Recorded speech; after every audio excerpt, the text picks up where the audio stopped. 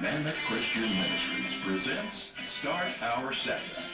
SOS, the live Friday night program to help you and your family start your Sabbath off right. You've had a tough week, and now it's time to relax and spend time with God's people from all around the world. That's why Wes and Nancy White invite you into their studios to relax and enjoy life.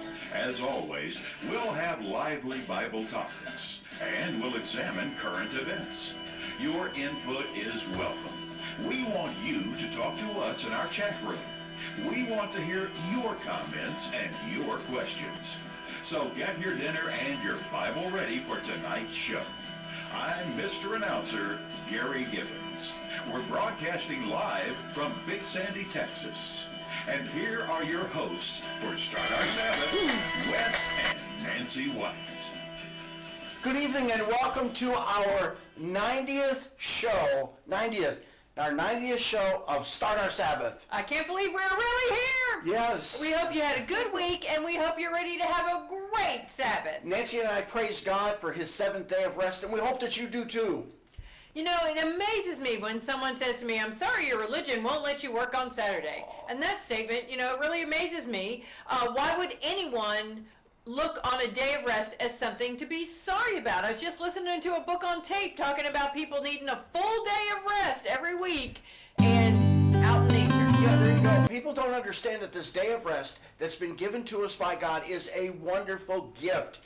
Even scientists tell us that our bodies and our minds need a day of rest.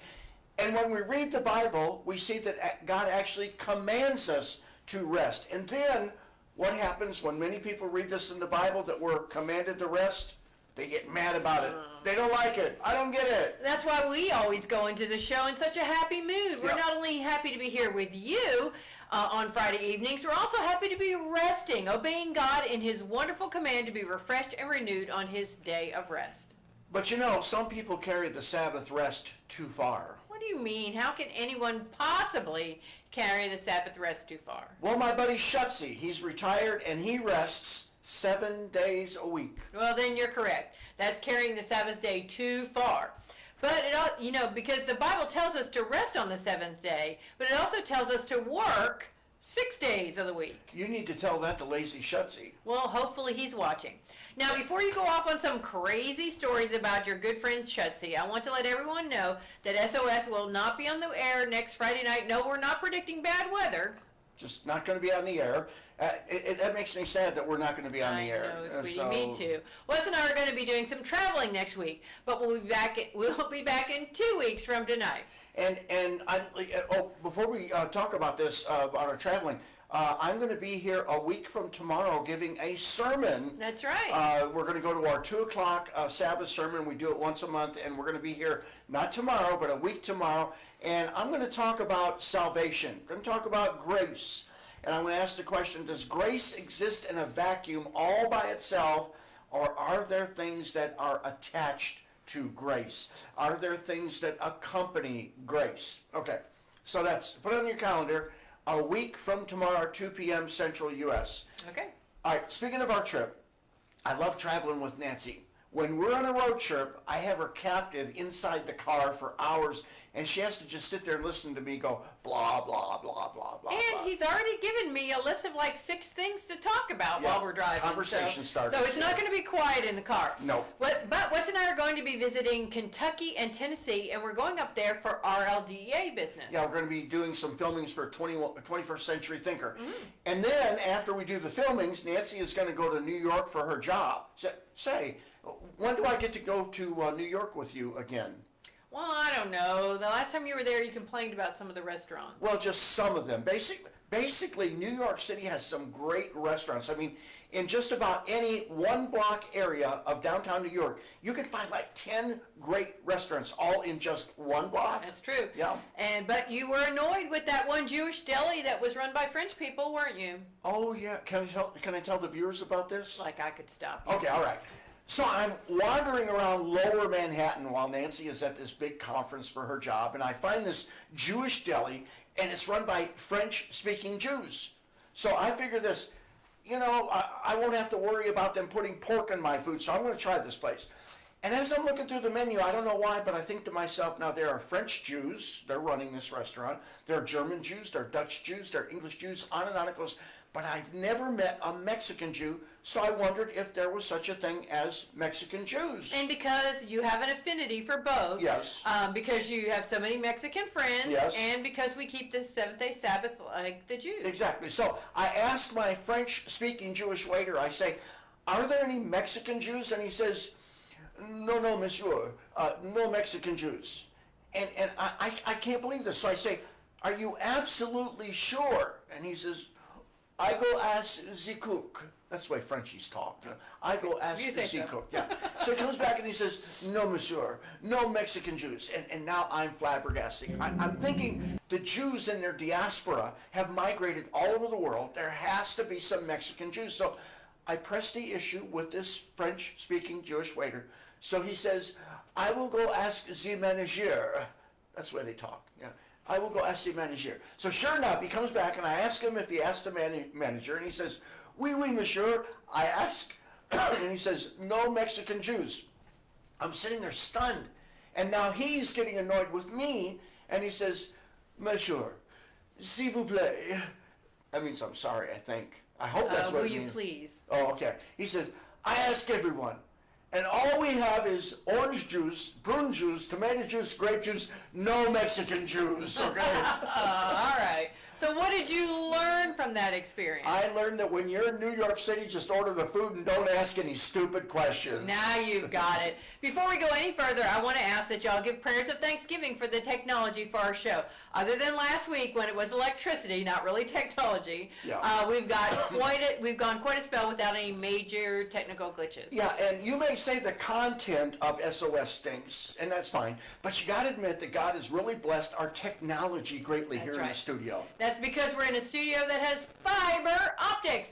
Remember that we used to use regular satellite internet at our house, and that was really poor quality. Yeah, and we used a Mevo camera system that was recommended to us by Jeff Reed. Right, so while we give praise to God for these wonderful features, we also want to give a great big thank you to Jeff Reed for his excellent recommendation on our camera equipment. Yes, thank you, Jeff, very much. And now we need to close the loop on a topic that we've been dealing with in our last few shows, Yeah. where Wes has talked extensively about whether or not we can prove we are living in the end time. Yeah, let's finish up this one with one last point, and then we're going to shut down this topic so we can move on to other stuff. So please bear with me briefly as we close this chapter. 3 weeks ago, I left everyone with a challenge. I said, if someone were to ask you to write up a one-page summary or even a two-page summary of why you believe in a subject like the Sabbath, you could do that. You could quote the scriptures. You could explain why you believe that the seventh-day Sabbath is still to be observed today by Christians. And I said, you should be able to do the same thing when it comes to proving that we are living in the end times right now. I said, please convince me that I'm wrong when I say we really don't know for sure whether or not we're living in the end times. Now, again, I'm not suggesting that we are not living in the end times. I hope we're living in the end times. I'm just saying that we can't prove we're in the end times. So I asked the viewers out there, I said, please send me a one-page or two-page proof that we're in the end times. And I said, I wanted to read your proof on the show. And I said, if you want me to leave your name off of what you send me, I'll honor your request. And I said that if we are really in the end times, then clearly define the term end times. You need to give me a time frame for the end times. Like this, you can say, the end times will run from the year 2001 to the year 2030. And I asked this question about proving whether or not we're in the end times because too many Christians have been taken advantage of by preachers who insist we're living in the end times. They've done it in the past, they're doing it today. Some people have made so many bad decisions in their personal lives because they were convinced by ministers that they were living in the end times, and they weren't. This is a false teaching. It does damage to people. So I said 3 weeks ago, please tell me, enlighten me, give me some specificity on this headline theology nonsense. Again, I said, show me from the Bible that we're living in the end times, and then give me the specific time frame. Now here comes the great reveal. I know a lot of you have tuned in tonight just for the purpose of hearing the proofs that got sent in by these folks on the end times. We're about to hear the proofs that were sent to me over the last 2 weeks, the proofs that we are now in the end times. Are you ready to listen? Listen very carefully, okay? You hear that sound? Crickets. There's no sounds. No one even attempted to send me any proof that we are living in the end times. Nobody sent me a time frame of when the end times are. You know, the specific start date and the specific end date. And why not? Because you cannot prove that we are living in the end times. Now, you can believe it all you want, and I know I want to believe it. I want Jesus to return in my lifetime, but I cannot prove that these are the end times because no one can prove it. There is no such proof. Now, I hope you heard what I just said, because I want to help you out a little bit more on this controversial topic, and I'm going to help you with something. 1,500 years ago, people around the world firmly believed that the earth was the center of the universe and that the sun and all the planets all revolved around the earth. They were all convinced of that 1,500 years ago. Now we know better. 500 years ago, many people around the world were convinced that the earth was flat and that if you sailed too far west in the Atlantic Ocean, you'd fall off the edge of the world. Now we know better. 5 minutes ago, some of you watching this show were convinced that we're living in the end times and that we can prove it. Now, at this time, I hope you know better, because it cannot be proven. Now, at this point, an important question inevitably is going to pop up. Someone says, why do you keep stressing the fact that too many Sabbath-keeping ministers are wrongly teaching that we're living in the end times when they can't prove it? They say, instead of picking on them, these Sabbath-keeping ministers, why don't you go after all these ministers in the Catholic Church and the Baptist Church and the Pentecostal Church, all those? And let's answer that by pointing out that on SOS there are two things that we don't do. Two things. First, we don't come down hard on people's sins.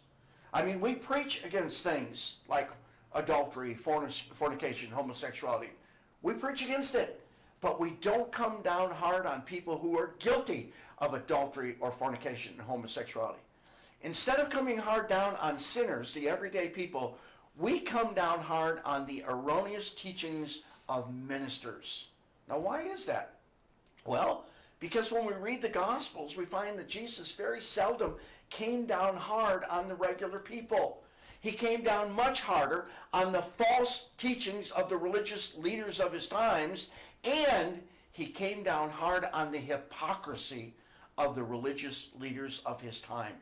And on this show, we try to emulate Jesus in this regard. All right, second point. We never hesitate to disagree with many of the teachings of the churches that are out there. We never hesitate. But we concentrate most of our efforts on the teachings that need improvement within the Sabbath-keeping community. And why is that? Simple. 1 Corinthians 5:12. You've heard me talk about this. Write that down, please. 1 Corinthians 5:12. Paul says, what business is it of mine to judge those outside the church? Are you not to judge those inside? And when Paul's talking about judging inside the church, it's not talking about judging a person's heart, his motive, his relationship with God, his conversion. Not that kind of judgment. Judgment of teachings, judgments of actions, judgments of words that they say. That kind of judgment. We've got to learn to judge the right thing.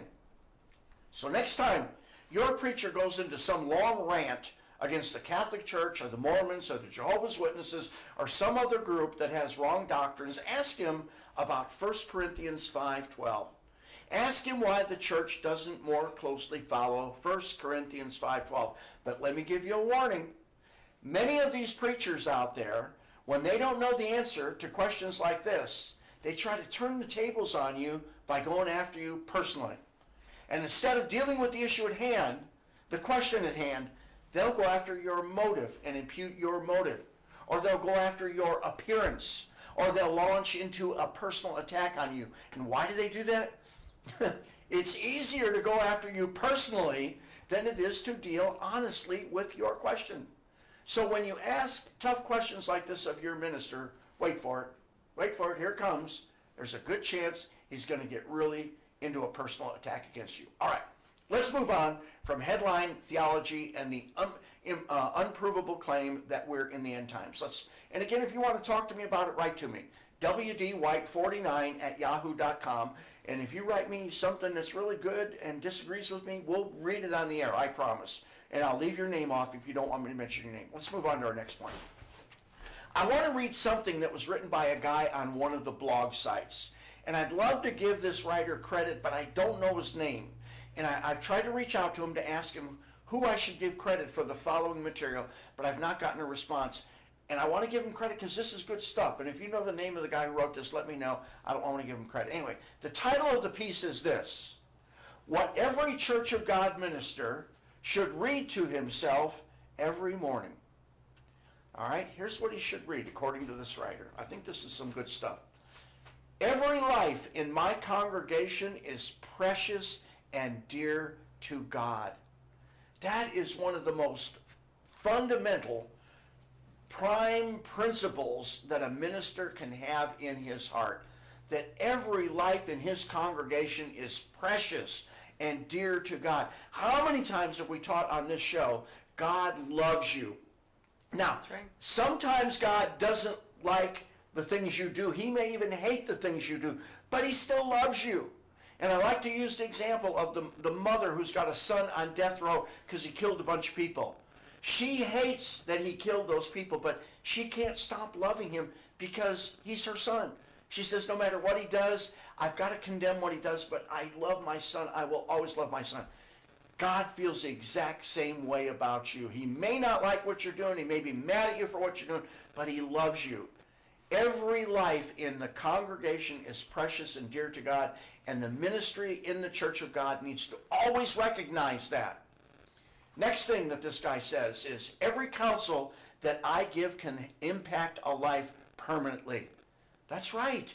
Everything you advise people can impact a life personally. So if you're just giving your personal opinion because you don't know what the Bible says, say that. Say, well, the Bible's silent on that. I'm just going to give you my opinion. Make sure you make that differentiation, because too many ministers out there, what they're doing is they're giving an opinion like on what color car you should buy, how you should clean your house, what kind of job you should have, where you're going to live.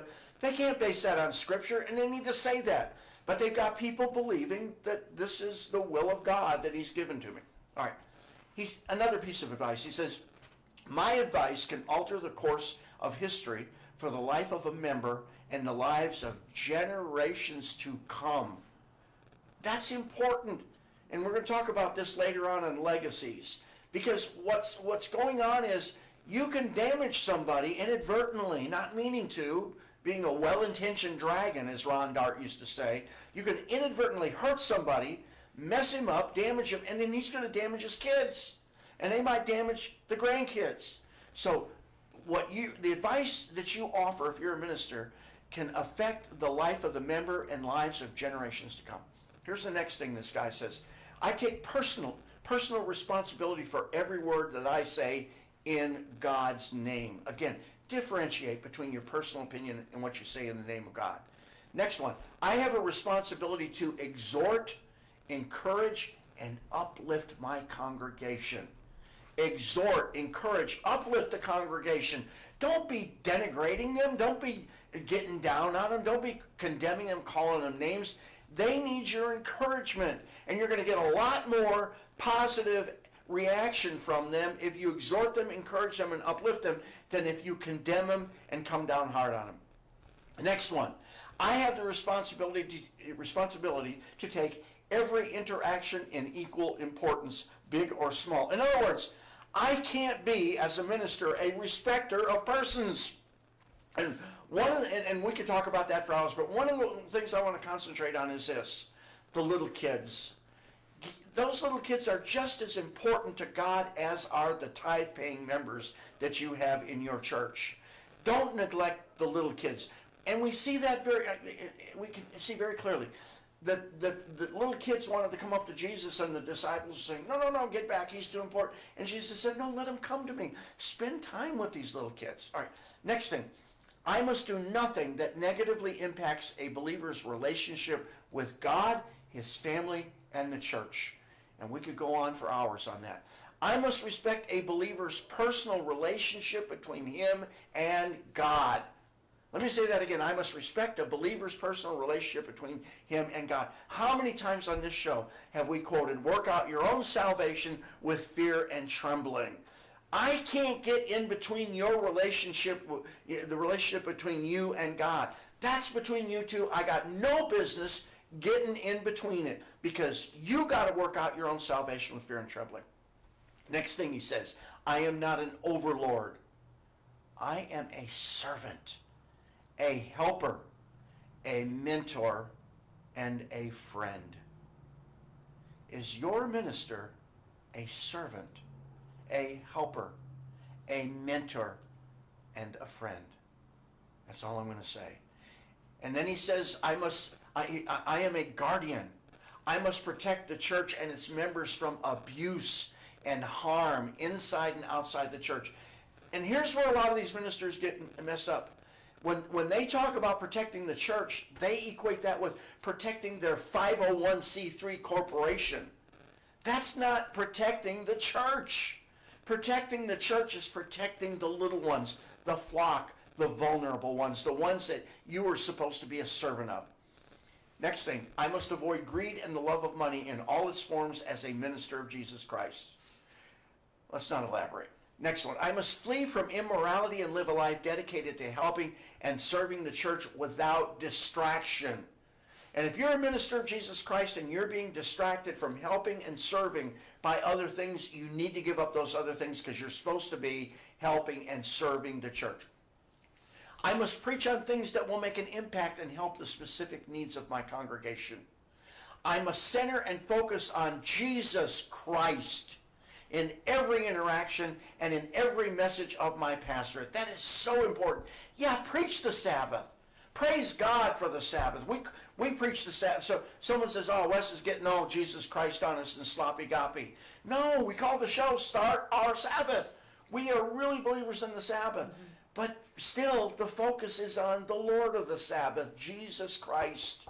Make him the center and the focus of every interaction, every message. Then he says, in my interaction, I must act in love towards all that I serve. I must correct, now get this, if I must, and it doesn't say you got to correct and counsel, it says if I have to correct and counsel, I will do so in godly love, kindness, and most of all in prayer and respect. In other words, if it's necessary to correct and counsel, I am not to function as a bull in a china shop where I go in there and just kick rear ends and take names and do all kinds of damage to the member and his family. You know, this advice to do it with prayer and kindness would really, in love, would really solve all the rest of the issues. I don't see how you could do some of those other things and still claim you're doing it in love and kindness and with prayer and respect. Exactly. That one line would solve a lot of things. Would solve almost all of them. Mm-hmm. Here's another one. I will resign from the ministry if my personal life negatively impacts the health and spiritual welfare of the church. That's important. If you're messing stuff up in your church, you might want to consider a resignation. I recognize I'm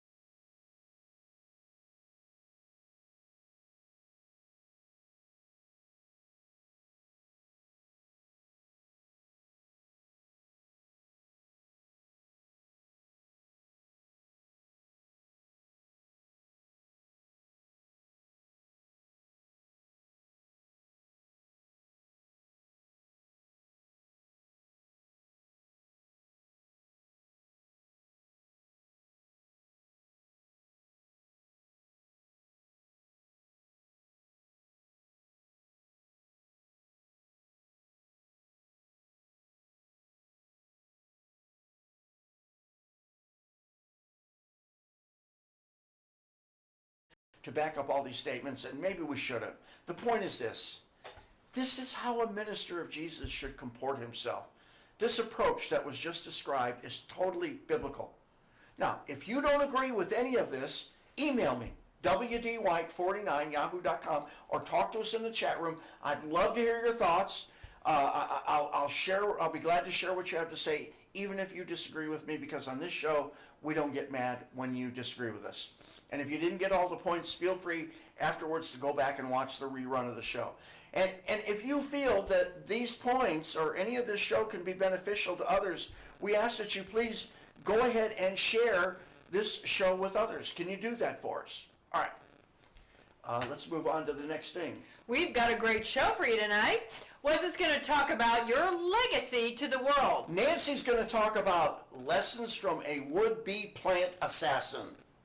All right, before we open with prayer, Wes wanted to mention something about being friends with him on Facebook. You got a little announcement for that? Yeah, let's do this. Right now, I have like 4,000 friends on Facebook. Not bragging, I'm just mentioning this. And I'm limited to 5,000. We're all limited to 5,000 friends and groups. So I don't accept friend requests unless I know the person, or I will accept a friend request if you watch SOS. So if you have a friend request pending with me, and I haven't accepted, email me your name, wdwhite49@yahoo.com. Tell me you watch SOS, and I'll go find your friend request, and I will accept your friend request. My problem is I'm running out of space, and too many times when I accept a friend request, the person ends up asking me for money, and then when that happens, I unfriend him. That's right. All right, coming up next, lesson. No, let's open with prayer. Let's open with prayer. Coming up next, opening with prayer. Let's open with prayer. Okay. Okay. Our Father in heaven, we're so grateful to you for your Sabbath day, for the blessing that it is, for the rest that we get, for the rejuvenation that you give us. We thank you for the fellowship that we have with your people, either electronically or live in a real church service. Please be with us on this show tonight as we study your word. Help us to always do your will. Help us to have love for you and love for other people, no matter who the other person is. Help us to love him, friend or foe. We've got to love everybody. Help us to do that, Father. And now we put this show into your hands. We do it all in Jesus' name. Amen. Amen. So you did get a few comments that I'm looking forward to reading later. But coming up next, lessons from a would-be plant assassin. You're watching Start Our Sabbath. When God blessed you with the knowledge of Jesus' personal salvation for you, he also burdened you with the knowledge of some really bad things that are going to be inflicted on the world between now and the time of Jesus' return. On the day that you accepted Jesus and received the Holy Spirit, chances are that only then did you start to really understand the horrible things that are prophesied in the book of Revelation. You soon learned that the events that will take place in the last days of this age are the stuff of which nightmares are made.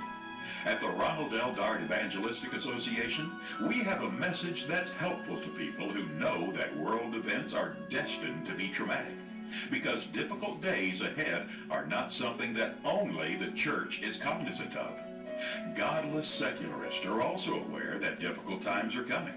For that reason, it's not uncommon for Christians and secularists to ask, how will mankind survive these future times of cataclysm? What person or group can solve the problems once they are upon us? In other words, who will save us? Well, this is the title of a message given by the late Ron Dart. Who then will save us? You can find this message on the audio recordings tab of our website, rldea.com. This message is free. Again, the title is, Who Will Save Us? At rldea.com. See, we do teach prophecy on this show. We just don't preach headline theology. Okay. So check out that message from Ron Dart. Okay, what have you got for us this evening, Well, sweetheart? you know, before I start, I wanted to mention that Facebook has this cool new thing. If somebody shares, they are listed as a sharer. Oh. A sharer. And I don't know if you choose that or if it just happens, but thank you to the sharers on the list. Yeah. All right. Please share the show. As for what I've got tonight, on a scale of 1 to 10, 1 being a green thumb and 10 being a plant assassin, I come precariously close to being a 10. I give myself a 9-ish on the scale because of my initial enthusiasm for planting a garden each year is often overrun by considerations like timing, location, and external factors. But I've learned a few things as a would-be plant assassin that I'd like to share with you this evening. When it comes to plants, first of all, timing is everything. I nearly lost all my newly purchased vegetable plants on more than one occasion. You see, spring is a time when I travel a lot for work, which usually means that I'll be working long hours when I get home and in the office so that I can then catch up on what I've been unable to do while I was traveling. At the start of spring, with great enthusiasm for buying vegetable plants and flowers, I stocked up. And when I got home, I planted the flowers into the flower bed right away, and I settled my vegetables into the hothouse until I could find time to plant them. But then I was disheartened, but not too surprised, to find that when I got home from a work trip about a week later and went to the hothouse to check on my plants, all of the vegetable plants were as limp as an overcooked spaghetti noodle. I should have waited to buy the plants until I knew I could get them in the ground the same day or shortly thereafter. As soon as I discovered my error, I quickly repotted my vegetable plants deep in some nutritious soil, gave them a good watering, and when I checked on them the next morning, I found to my great satisfaction, that they had perked right up overnight. Timing is important, as we learned from Ecclesiastes 3:1. There's a time for everything, and a season for every activity under the heavens. A time to be born and a time to die, a time to plant and a time to uproot, a time to kill and a time to heal, a time to weep and a time to laugh, a time to mourn and a time to dance, a time to scatter stones and a time to gather them, a time to embrace and a time to refrain from embracing, a time to search and a time to give up, a time to keep and a time to throw away, a time to tear and a time to mend, a time to be silent and a time to speak, a time to love and a time for hate, a time for war and a time for peace. Sometimes we fail at a task, project, or opportunity because the timing is all wrong. It's a time to mourn and we're trying to dance. It's a time to be silent and we want to speak. Sometimes we don't get the thing we prayed for because the timing is wrong. Well, thankfully, God's timing is always perfect. Even regarding the biggest human issue of all, salvation, timing is a factor. We know that this is not the only day of salvation. We don't believe that those lost in this life are forever condemned. And I praise God for this truth, knowing that each person will be called at the right time. Timing is important in all our Christian endeavors and interactions. It's never the wrong time to show love, though, and we have to know how to show it in any given time. We Christians must know when to speak the truth, planting a seed of knowledge or hope, and we must know when to just listen, planting a seed of patience and love. That's the first one. Timing is important. It also matters where you are planted. My hothouse plants had plenty of sunlight and once had watered them regularly when I was out of town, but they lacked the foundation of deep soil in which to spread out their roots and become established. The water drained out or evaporated quickly, and the sun, intensified by the hothouse, became the enemy of my plants instead of their friend. The parable of the sower is a lesson in where a good seed receive it with gladness, and they have no root in themselves, so endure only for a time. Afterward, when tribulation or persecution arises for the word's sake, immediately they stumble. Now these are the ones sown among thorns. They are the ones who hear the word, and the cares of this world, the deceitfulness of riches, and the desires for other things entering in, choke the word, and it becomes unfruitful. But these are the ones sown on good ground, those who hear the word, accept it, and bear fruit, some 30-fold, some 60-fold, and some 100.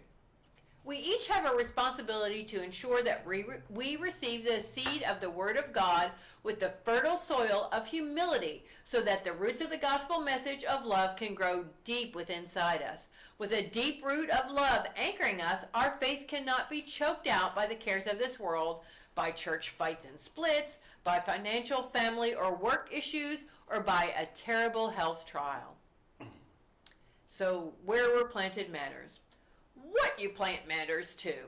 God always sows the quality seed of truth and love. He waters us with the Holy Spirit. He shines on us the light of his own personage and of the gospel message.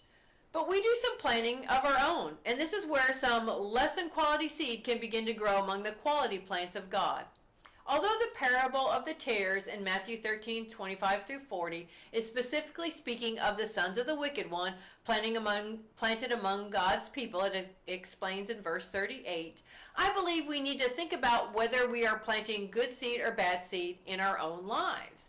We need to plant our minds with Bible truths, the beauty of nature, the love of God, rather than filling our minds with nonsense. Now, I'll let you define what nonsense is in your own life.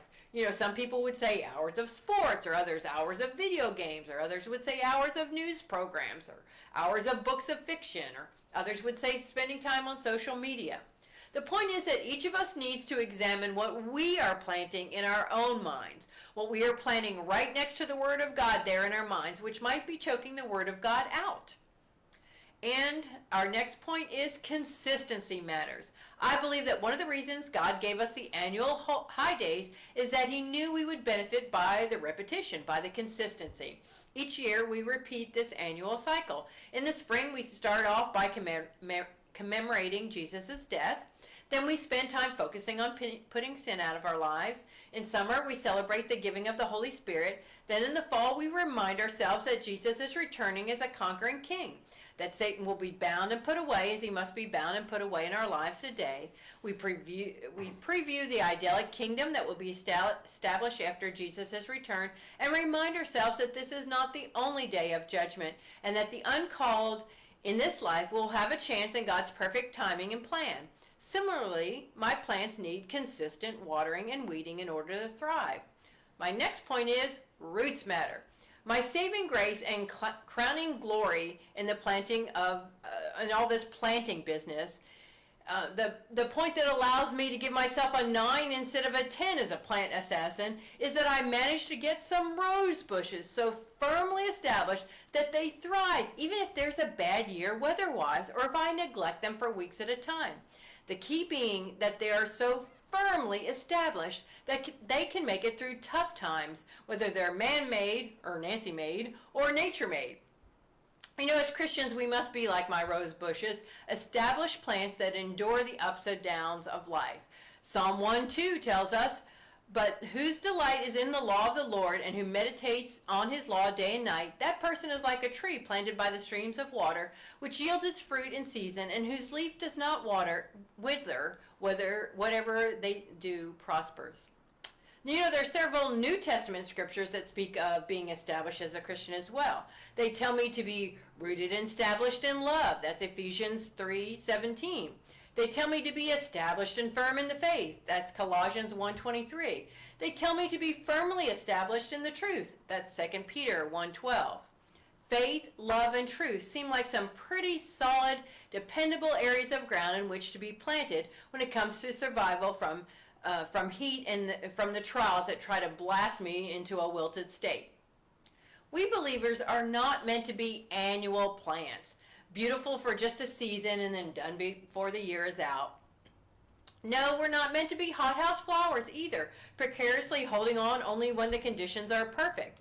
Rather, we are meant to be perennials, well established and hardy enough to return year after year to survive even through the toughest times, like my rose bushes right there in the picture.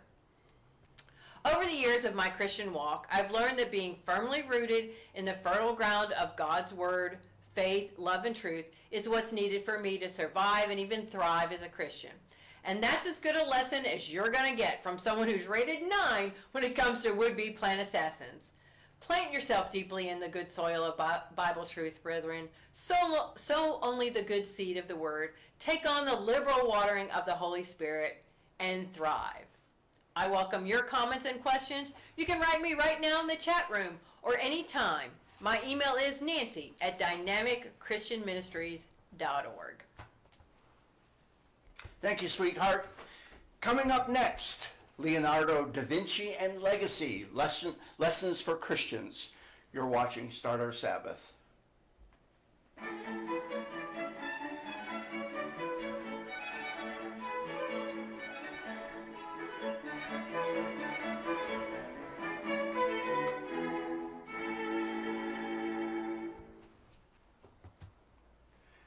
Amy Hohertz made a comment. She said, does anybody hear the words, turn, turn, turn in Nancy's thing. Yeah, I was sitting there thinking it.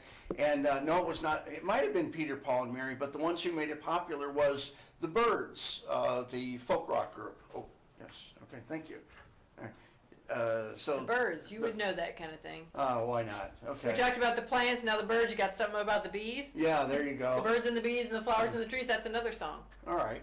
Let's see. Any other comments? So a couple people had problems with the sound. Yeah, it stopped for a minute. Everything stopped. For everybody or just for us? Well, Or- I think it was on our end, yeah, because even my screen stopped and everything. I don't know what Okay, happened. if you had any stoppage at all, and I know Melissa Chandler did, and I know that Marion Young Perkins did, but if anybody else had a stoppage in the sound, let us know in the chat room how long your stoppage was for. We'd like to know how bad it was. Okay? Okay. All right, let's move on. I'd like to begin this next segment by acknowledging a historical date. It was 500 years ago last week, specifically May 2nd, that Leonardo da Vinci died. And all around the world this month, they're commemorating the life and legacy of this genius, Leonardo da Vinci. And it seems like that whenever people talk about any genius, they always say, oh, he was ahead of his time. So of course they're saying that about da Vinci. But when it comes to da Vinci, he really was ahead of his time. And when it comes to da Vinci, this is not mere cliche. In our times today, we have seen that geniuses such as Bill Gates, Steve Jobs, and Mark Zuckerberg have done some wonderful things that have not been a normal part of Western civilization's history and advancement. Let me explain. In the past, a scientist was a scientist, and an artist was an artist. Okay? Art and science were, for the most part, kept separate. Very seldom did you see a big melding of science and art over the last 500 years since the Renaissance. A big part of Bill Gates and Steve Jobs and Mark Zuckerberg's incredible vision and success in creating this new information age renaissance hinges on the fact that their accomplishments were a melding of art and science. We're seeing that right before our eyes, and that's why these guys were so successful. Again, melding of art and science is not something that we've seen much of in history. And the exception to this historical rule is Leonardo da Vinci. He helped start the European Renaissance after the Dark Ages. And he did this through his genius and through his ability to meld science and art. As a result, Da Vinci left a legacy that still astounds the world today, even 500 years after his death. And I wish I could go into more detail about Da Vinci's legacy, but this isn't a history show. It's a show about the Bible and how we relate to the Bible, and once in a while we'll bring in history or whatever. So we need to leave Da Vinci, and we need to talk about you. As a Christian, you should be concerned about your legacy. And right now someone's saying, wait, are you crazy? I'm no Leonardo da Vinci. They say, people like me don't leave legacies. Yes, you do. With very few exceptions, every person leaves either a good legacy or a bad legacy after he's gone. And sure, there's a very small group of people who live and die with no legacy. Again, that's very few. The vast majority of humankind will absolutely leave some kind of a legacy. So this is something that every person needs to think about while he's still got all his faculties, while he's still capable of thinking in those terms. I mean, once they put you in an old folks home, there's no sense in thinking about it. Again, there's no question that after you die, you are going to leave a legacy. The only question that needs to be asked is this: will it be a good legacy or will it be a bad legacy? And this question should be sobering. When it comes to pondering one's own legacy, it's doubly important that a Christian have this conversation with himself while he's still alive and well. Too many Christians wait until they're on their deathbed to think about their legacy, and usually, again, by that time it's too late. When I think of Christian legacy in the historical context of our day and our age, the first thing that invariably pops into my mind is Ron and Allie Dart. When I ponder the legacy of the Darts, I am in awe because this Christian couple has created a body of works that are unparalleled in modern Christianity. This couple stands head and shoulders above all others that I know who lived in the last half of the 20th century.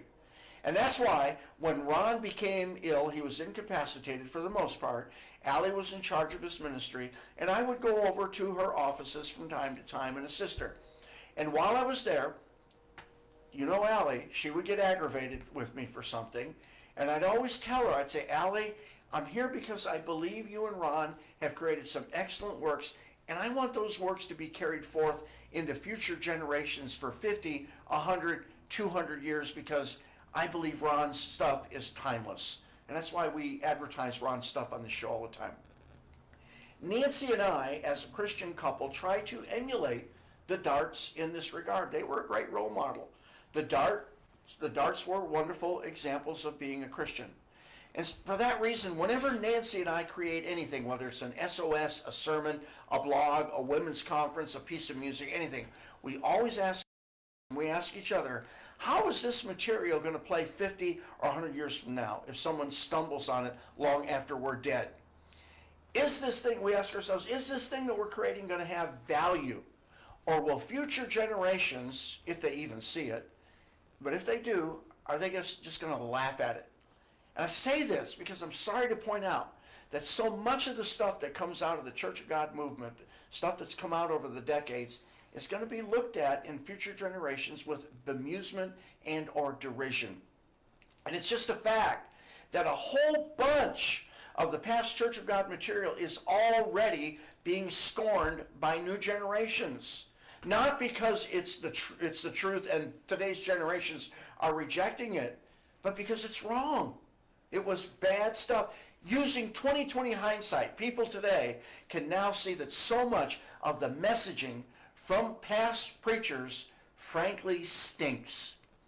The legacy of so many Sabbath-keeping ministers, so many Sabbath-keeping organizations, it stinks.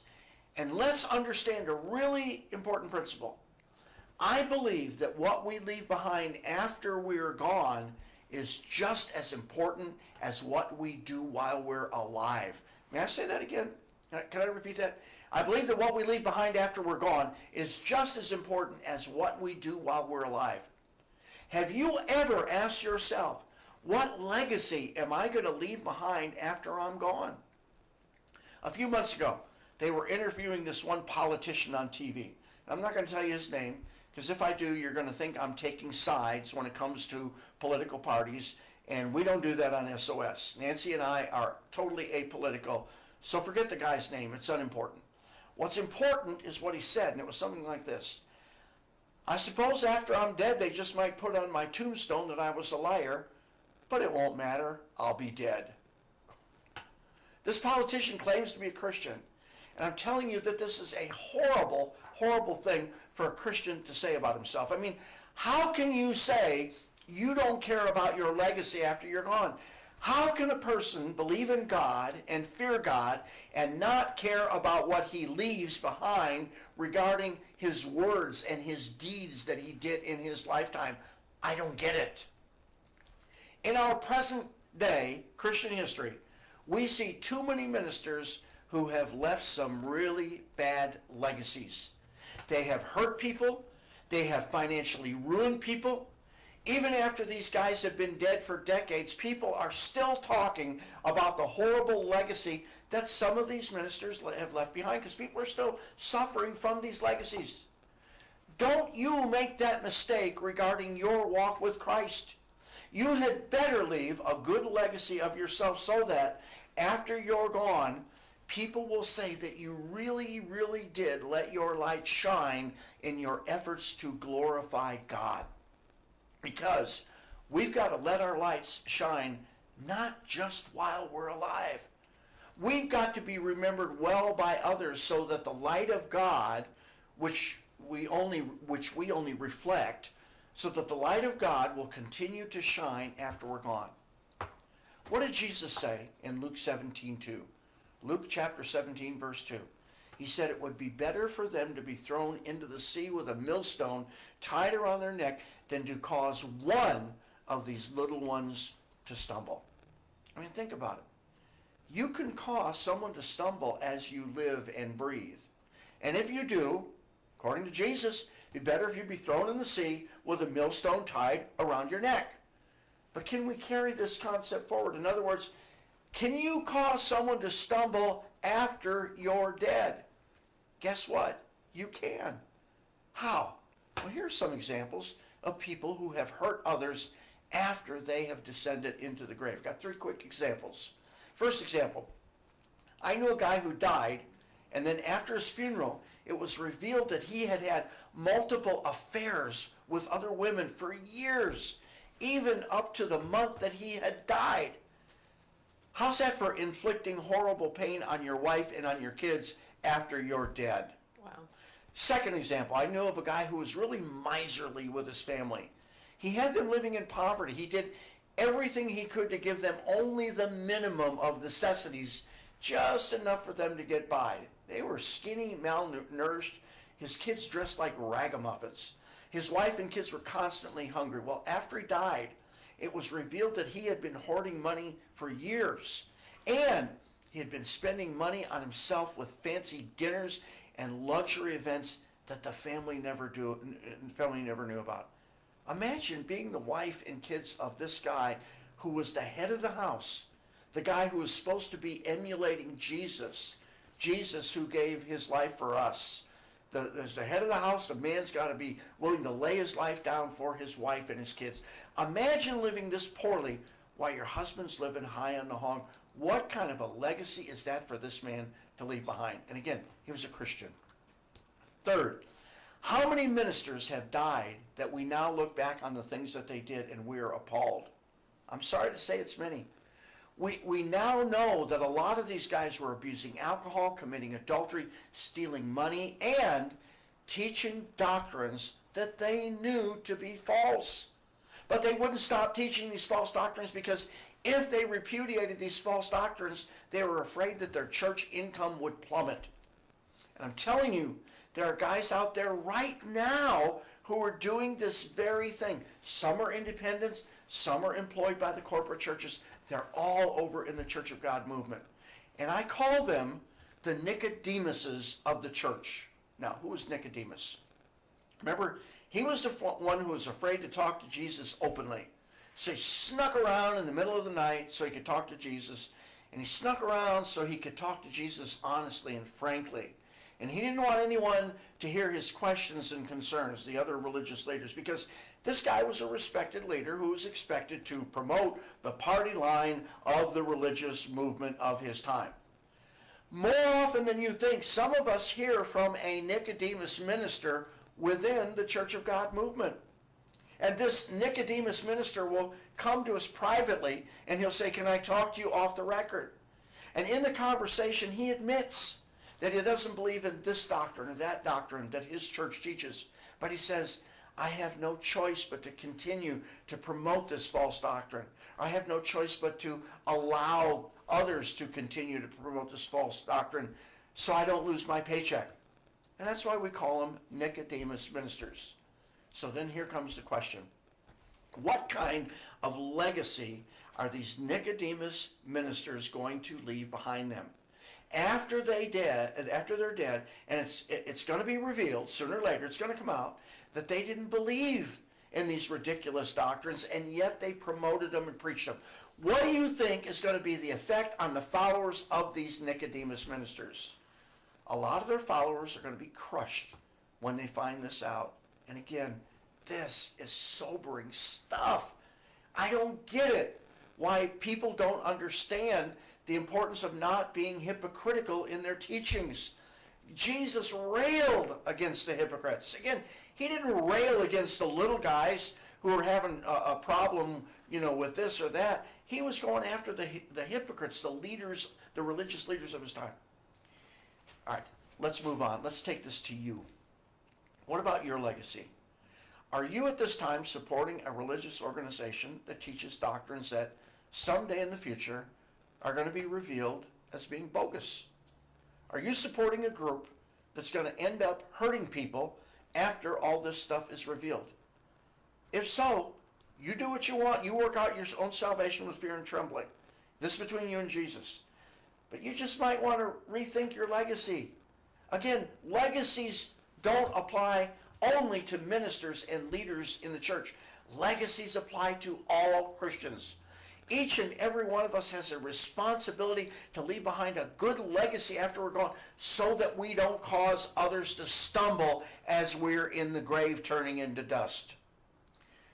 Because the Christian religion right now is dying in many, many countries. Yes, it's dying. And you have to ask yourself this question: am I partially responsible for the demise of Christianity that we now see in so many countries? A recent poll suggests, it was just revealed, it just came out like 4 weeks ago, 5 weeks ago. It's a recent poll, and it revealed that the three largest segments of the religious populace in the United States is this, the three largest right now. About 23% of Americans are Catholic. About 23% are evangelical Christian. Let's define evangelical. Usually an evangelical is somebody who believes three things: that the Bible is the highest authority, Jesus is my personal Savior, and salvation comes only through Jesus. That's an evangelical. Okay. The poll shows 23% of Americans are Catholic, 23% are evangelical Christian, and 23% are religious nuns. Not N-U-N-S, like nuns in the Catholic Church. N-O-N-E-S, nuns, like none of the above. We're talking about those who have no religion at all. Now, this doesn't necessarily mean that the nuns are all atheists and agnostic. Some of the nuns are, but some of the nuns also believe in God. They just refuse to be part of any religion. This group called nuns covers a wide spectrum. Again, 23%, almost a quarter of the American population are religious nuns, and this is way up from the 16% of 20 years ago. It has jumped. Why? Well, I contend that religious leaders are responsible for so many people who are now religious nuns. That's right. It's not just the sins of the world tempting people to stray from God and the Bible. It's not just that. It's not just all the rot that we see on TV and the pornography. That's a big part of it, but that's only part of it. Religious leaders are also responsible for the secularization of our society. Religious leaders have done so much damage in so many ways, we can't list them all. Let's just mention a few: hypocrisy, greed for money, abuse of power, sexual sins, perverting Christianity by mixing it with worldly politics. We can go on and on. So let's not be totally blaming the agnostics, the atheists, the pagans, this group and that group, and Hollywood and all that for the demise of Christianity and the growth of the nuns. Let's not blame them totally. Christians have to share the blame for the problem of the 23% of our society who call themselves religious nuns. We're going to talk about religious nuns on our next SOS. This is really an important topic, so I hope you'll be here in 2 weeks. Not next week. That's right. Because Nancy and I are going to be traveling. But you can come here a week from tomorrow. I'll be giving a sermon and talking about grace and salvation. And it'll be a week from tomorrow, 2 p.m. Central Time, U.S. But it'll be 2 weeks from tonight that we're going to be back on for SOS. And I'm going to be talking about religious nuns. So be here. In the meantime, please don't go away. We're not done yet. Coming up next, your comments, questions, and complaints. You're watching Start Our Sabbath. Religious organizations sometimes do odd things to their members. As a Christian, you may wonder if there may ever come a time when you will need to leave a Christian organization. And your departure may not even be your decision, because many times a Christian finds himself either pushed out or frozen out of the group he worships with. If you ever find yourself in this position, you may come to see later that it was not men who created the conditions causing you to leave. Subsequent hindsight just might tell you it was God who engineered your exit, because he wanted something better for you. At the Ronald L. Dart Evangelistic Association, we have a fascinating message on this subject by Ronald L. Dart. It provides interesting history about Mr. Dart's past church affiliations. In this message, Mr. Dart goes into detail about his leaving one organization, followed by his affiliating with another. The title of this message is Called of God. You can find it on the Turn the Page section of our website, rldea.com. Again, the title is Called of God at rldea.com. All right, I'm going to turn it over to Nancy for the comments in the chat room. This is my favorite part of the show. I love to hear your comments. But before we do that, I want to point out something. When we criticize the teachings of churches and pastors, we're not attacking them as men. We're not attacking them as Christians. We're disagreeing with what they teach. Mm-hmm. So please make sure you're always able to separate the two. These are not personal attacks. These are attacks on what they teach and what they preach. And please don't ever think that we do this because we're trying to recruit you to join our church or our religious organization. We have no members at Dynamic Christian Ministries or SOS or the Ronald L. Dart Evangelist. We have sharers, though. We have sharers. Thank you. Praise God for the sharers. We appreciate you. We have no members. We have no mailing lists. We don't ask for money from the public. We don't accept money from the public. I like to tell you about all the money we've had to send back to people. We're totally self-funded, and we're always going to keep it that way. We want the freedom to teach without some religious organization telling us, oh, don't teach that, you'll make us lose some of our financial support. So that's not going to happen. Before that would ever happen, I would go off the air because I'm not compromising my teaching. So money will never be an issue at SOS or RLDEA or DCM. But we do ask for your prayers. Whether you love us or hate us, please pray for the show. If you think God hates what we're teaching, then pray for us. Ask God to correct us and show us the way. If you like what we teach, then help us out by praying for God's success on the show. And hit the share button. Okay? Thanks for those who did. So it's time to share some comments, right? Well, before we do that, I want to encourage you to hit the share button. If you're watching on YouTube, you can cut and paste the link and email it to people or text it to people or messenger it to people. So please share it. And then we don't have to spend money on advertising. We don't have to pay for that. You're doing it for us. But and we're not share shamers. If you don't like the show, don't share it. But or help us you out. have some, you feel like you shouldn't share it for whatever reason. Yeah, don't do it if it goes against your conscience. We Okay. understand. What do you got for us, sweetie? Okay, let's start out with just a couple of comments about the end times. Ryan Shaw said, one thing I'd hope people consider about end times is the 6,000 years allotted to man's self-rule. A day is 1,000 years, so 6 days of man's self-rule. 3 of the 6 days is the middle days, where the last 2 out of the 6 would be the last days. Secular historians, Bible scholars, and others all believe we are just about 6,000 years. So if you believe in the 6th day of man's self-rule, you must believe we are very close. Comments? Yeah, here's the problem, and I can't disagree with that, but here's the problem with this 6,000 year thing, and that man's allotted 6,000. We don't know when it all started. Most Christians go from the assumption that Bishop Ussher was correct when he said creation took place 4004 BC. That's the most common thing, and that 4,000 years later, Jesus was born, and now we're well past the 2,000 year. According to the Jewish calendar, we're only in, and somebody help me out in the chat room, I think we're in like 5778 of the Jewish calendar. And so who's right? Is it Ussher or the Jewish calendar? Because if it's the Jewish calendar, we still got a little ways to go. And I don't know the answer to that. I don't even have a thing about, well, I think it's this or I think it's that. But again, we have to know exactly where we are in this 6,000 year plan of salvation. And right now, I think we're having some problems in making that determination. Okay.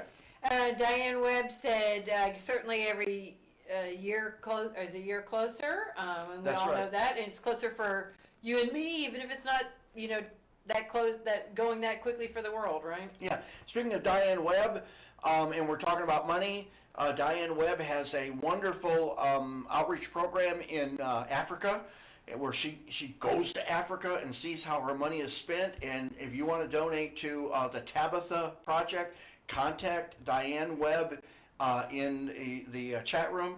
And I can tell you that Nancy and I can vouch for Diane Webb and her husband Mike. He's a disabled Vietnam War veteran. He was in a tank with an explosion. And these are two very honest people. And if you send money to Diane Webb for the Tabitha Project, she's not going to go out and buy Cadillacs with it. She's a very trustworthy person. I put my stamp of approval on Diane. So if you want to donate money to the poor, contact in the chat room Diane Webb. Ask her about her Tabitha Project. That's right. She's got a website and everything. She can put that on there Yeah, for you. and also if you want to donate money to a local church because you don't attend a local church, you can send money over to the Church of God Seventh Day in Tyler, Texas. It's the church that Nancy and I attend, and we see how they spend their money. They're not buying Cadillacs. The pastor is not on the payroll, and all the money is used to help the poor, preach the gospel, and serve the congregation. Keep up the building. And the building. So those are, and if you need the address for Church of God Seventh Day, ask me in the chat room or email me wdwhite49@yahoo.com. So we don't want money, but if you want to give money to worthy causes, there are plenty of them out there. And these are two that I know of. What else you got, sweetie? Richard Maxwell regarding end time said, "Can you prove we aren't?" No, and here's the thing about the burden of proof in something like this. Whenever there's a burden of proof, it's always on the positive and not the negative, because usually it's impossible to prove a negative. That'd be like someone looking across the street and saying, we don't know whether or not that cup of coffee that we see across the street is full or not, and we can't get to it because there's too much traffic. And if somebody, and so you say, we can't prove it until we go over there, we won't know yet. And someone says, well, I think it is, so I'm asking you to prove that it's empty. Well, the burden of proof is not on me to prove it's empty. The burden of proof is on the person who claims that it is full.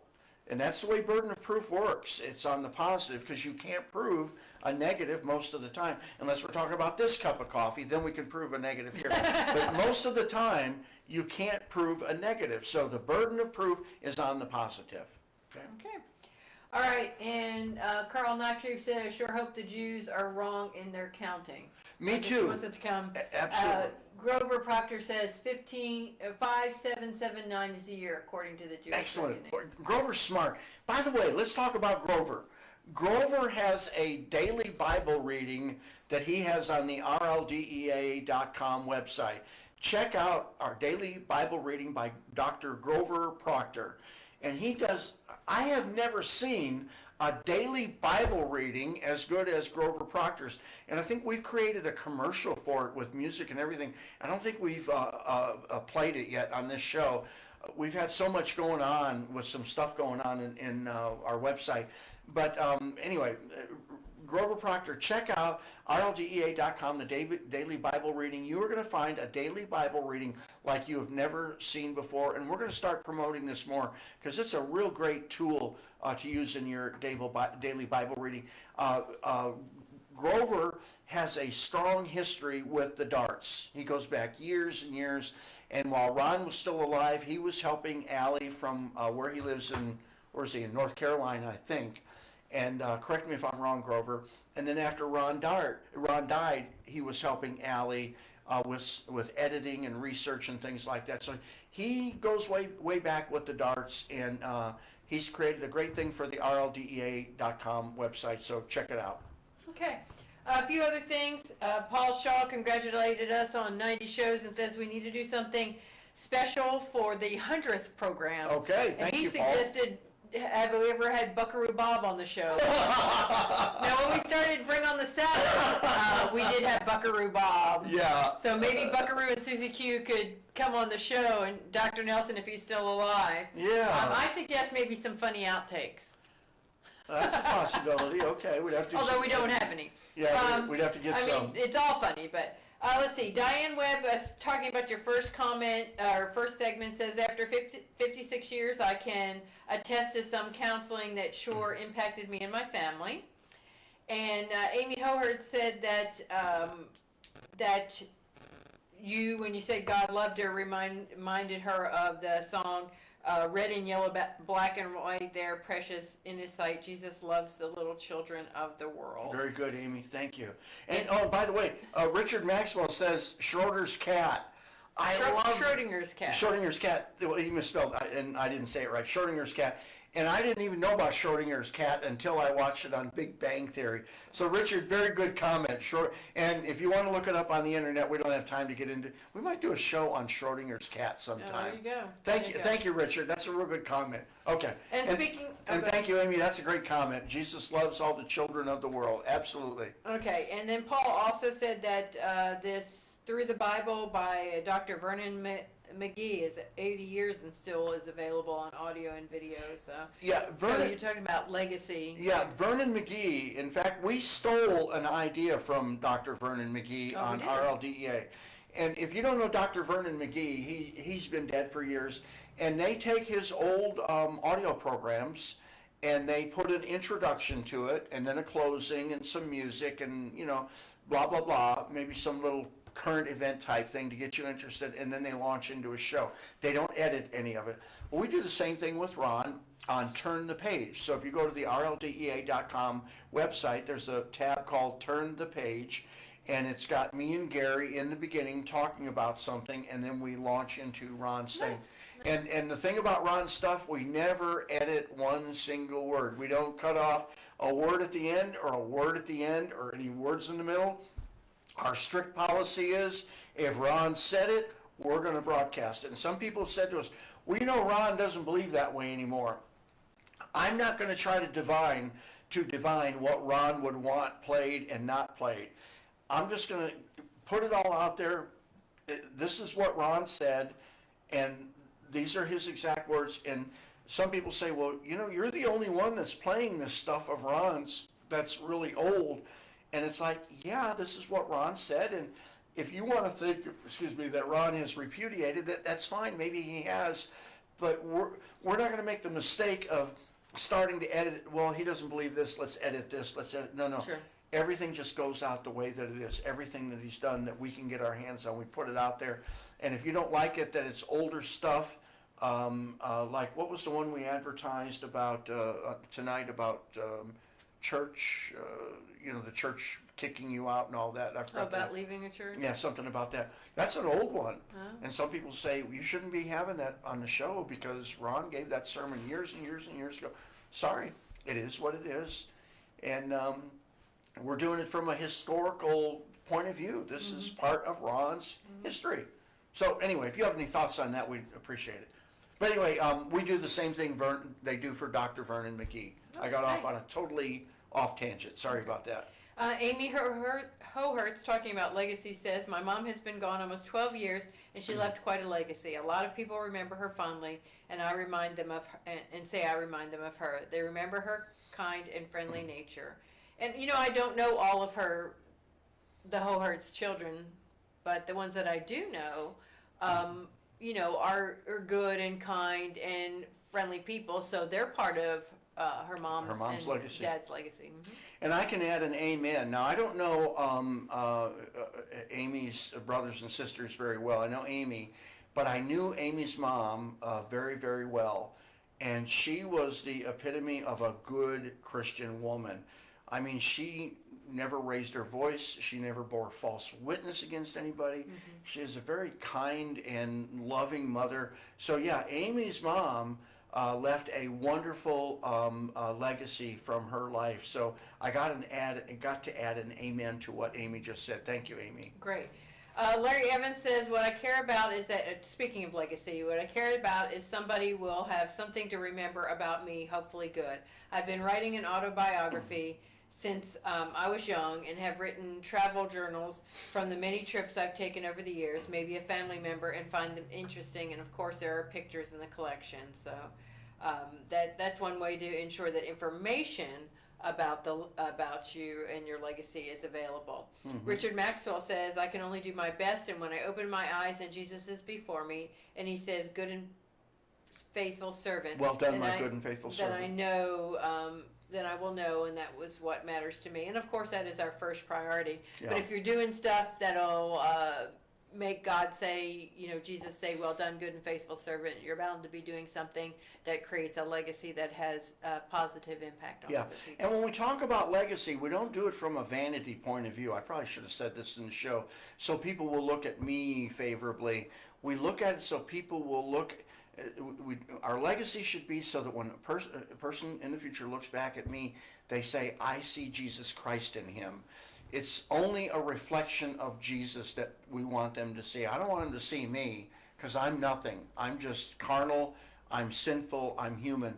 I want them to see Jesus in me. I want to reflect Jesus. So it's not about me. It's not about my vanity. It's about promoting Jesus and pointing people to Jesus. Like we say on this show, that's our goal. We want to point people not to this church or this organization, that organization. We want to point you to Jesus. That's what we want to do. That's right. Bill Bratt says you listed 3 groups at about 23%. That's 69%. What about the other 31%? So is that just a I think random group? it's broken down like Jewish people, Buddhists, Muslims are a big part of our population. And when we do the show, maybe I'll bring the complete breakdown. But you're right. This thing of, what is it, 2 and 4? Is it? Yeah, 69%. What about the other 40%? And we ought to account for that in the next show. Thank you. Yeah, Jen Tarter's saying she's looking forward to hearing more about the nuns. Okay. And that's NONES. But we can talk about NUNS if you want. If you want, we can bash Catholics. No, I'm just kidding. We're not going to bash Catholics. Lee Listman says, I'd go easy on Nicodemus as he probably later repented and received God's Holy Spirit. Good point. That's how John was able to write about the private conversation Nicodemus had with Christ about being born again. Excellent point, Lee. I did not tell the whole story about Nicodemus. You're absolutely right. Thank you. And he goes on to say, our legacy shouldn't be based on our pre-conversion experience like doubting Thomas, although we don't call Peter denier Peter or John son of thunder John. Nicodemus stood up when he questioned their judging Christ outside of the law. He probably also raised a few eyebrows when he and Joseph of Arimathea requested the body of Christ at burial. Yeah, Lee's right. Maybe we ought to do a show on just Nicodemus. That would be a great show. Really, really interesting guy, So thanks, Lee. Okay. Ron Giobbi says, according to Scripture, the Father has to call you. If he hasn't, you can't, I think he means you can't call yourself a Christian. You can call yourself a Christian all you want, but you're not. Problem is we don't know who God has called. That's right, and it's not for us to judge, Robert. Yeah, that is such a profound point because there are people out there who maybe they're not converted. I don't know if they are not, but suppose we kind of figure out that they're not converted. Then the next question comes up, were they called and they rejected God, or they were not called but they came into the faith through pressure from a relative or whatever. Again, who said that? Robert Giovanni? Who just said that? Giovy, I'm sorry. We just don't know. Robert Giovy is absolutely correct. We just don't know. So let's not try to figure these things out. Yeah, sure. Let's not say, is he really a Christian? Is he not? Was he? Maybe he was called, and maybe let's just stay out of that. We don't need it. Yeah. Richard Maxwell said, thank you, Wes. Vanity and pride are poor motives for what we do. And he also says, nuns used to wear rulers out on me during the week, and they tried to beat the devil out of me. And on Sunday, they tried to preach the devil out of me. It didn't take. Who said that? Richard Maxwell. I wonder which one works better, though, Richard. Which one was more effective? My buddy Schutze, he was raised a Catholic. In fact, he used to be an altar boy.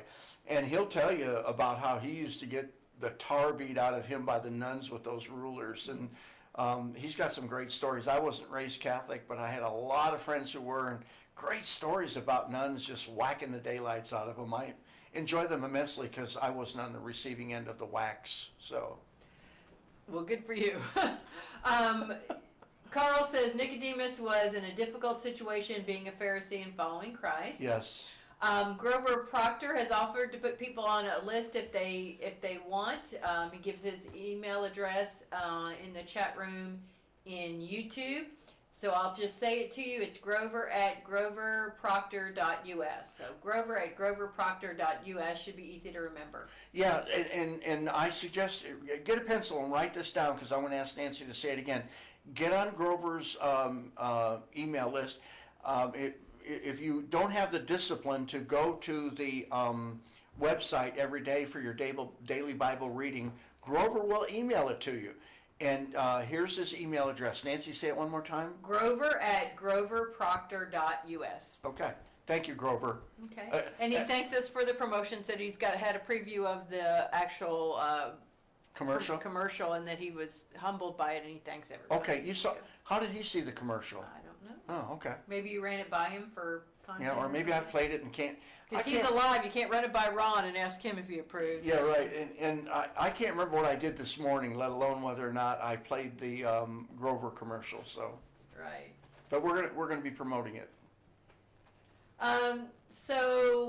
This might have been a conversation I missed, but Deb Wilson says, if the name of Jesus is the key to miracles, and it's also a way for those who don't know God personally to find a path to knowing Him. That's why Jesus told His disciples. Okay, great. All right, let's see if we have a few more, and then I think we're ready to wrap it up. Larry Evans says, I sort of cringe when someone of Worldwide Church of God background refer to non-church COG people as not called, no matter how dedicated they are to what they believe. That's Amen. Right. Larry, that is a cringe-worthy moment. Yes, who said that? Larry Evans. Thank you, Larry. Dale DuPont says, by their fruits, Jesus said, you shall know them. And yes, we can, Wes says that all the time, we can judge fruits, we can judge actions, but we cannot judge the people, because I know, we can't judge the heart, because I know, and I'm sure the same is true with Wes, that there are things that I've done that if people would judge my Christianity on that bad day, those inappropriate comments or that wrong action that I repented of later, they might judge me as not a Christian. Yeah. But they can judge that action because I judge it myself, saying I shouldn't have done that, and that's why we repent. So. Yeah. And we need to judge fruits. Their words, their actions, their teachings. Absolutely, we've got to judge them. Absolutely. Okay. Don't judge their heart. Don't judge their conversion. Don't judge their motive. Anything else? Okay, and Diane mentioned that Mike is going with her to Africa next time.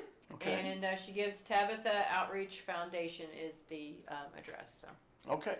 She gives the Tabitha Outreach Foundation.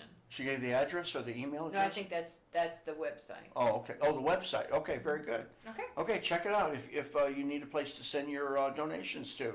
And Amy and I are like this on Big Bang Theory. What about me? I love it too. Yeah. Sheldon's my hero. All right. Schrodinger's cat. Okay. Yep. All right. So I think we're ready to wrap it up. We're sorry we won't be with you next week, next Friday night, but we will have a Saturday sermon by Wes at 2 p.m. Central Time. So you'll have that. I don't know if there's a bots. Maybe you can watch that. I'm sure they'll promote it, and you can join us on Saturday. Also, I wanted to mention, if you're looking for something to read during the week, I do a weekly blog, so it's not every day like Grover, not as productive as he is, and it's at newchurchlady.org. Okay, check out Nancy's blog at newchurchlady.org, okay? And she writes a weekly blog that you can check out. Makes a lot of guys mad. Who does she think she is writing a blog? She's a woman. Yes, so. But it is on the New Church Lady website. That's right. So it's perfectly legal. We don't filter people as they come in. No, we don't. If you're a man and want to read it, you're welcome to. That's right. Okay. All right, let's close with prayer, shall we, honey? Thank you so much for being with us tonight. So you come back in 2 weeks, okay? Yeah, sorry about the pauses. It seemed to be mostly YouTube. I saw one or two on Facebook, but a lot of times I looked over at YouTube and it would pause for just a minute. So something between the two connections. I don't think it's the equipment. All this equipment's brand new. I don't think it's well, it could be the a problem with the fiber optics. Maybe there's a glitch in there tonight because there's water. It could just be in the Ethernet between us and. Yeah, that's right. It could be there. Okay. Our Father in heaven, we are so grateful to you because you gave us another opportunity to fellowship in love with each other and study your word and enjoy each other's company. Thank you so much, Father, for the joy that we have in being Christians. Help us to always look at our Christianity as something we want to share with joy, not as a form of condemnation where we tell others, oh, you're this and you're that, but just letting our example show the light that is in us that comes from you. Help us to always be faithful to you in that love that we have for other people. Help us to always be zealous in sharing Jesus and the gospel with others. Now, Father, we thank you so much for this wonderful Sabbath day. We ask your blessing on your people around the world as they worship in obedience to you and your law. We ask that you please protect them as they travel to and from church services tomorrow. We're so grateful to you. We give you praise and thanks and ask all this in Jesus' name. Amen. And please pray for our safety on the as we trip. travel. Yeah, we'd appreciate that. We're traveling all over the country, so please pray for our safety. Thank you. And Especially with my driving. and that Miss Nancy will not get sick from riding on the plane. Yes, there you All go. right. Layering All right. on the vitamin C and all sorts of other vitamins and nutrition. So I'm doing my part. Okay, in the meantime, Have a good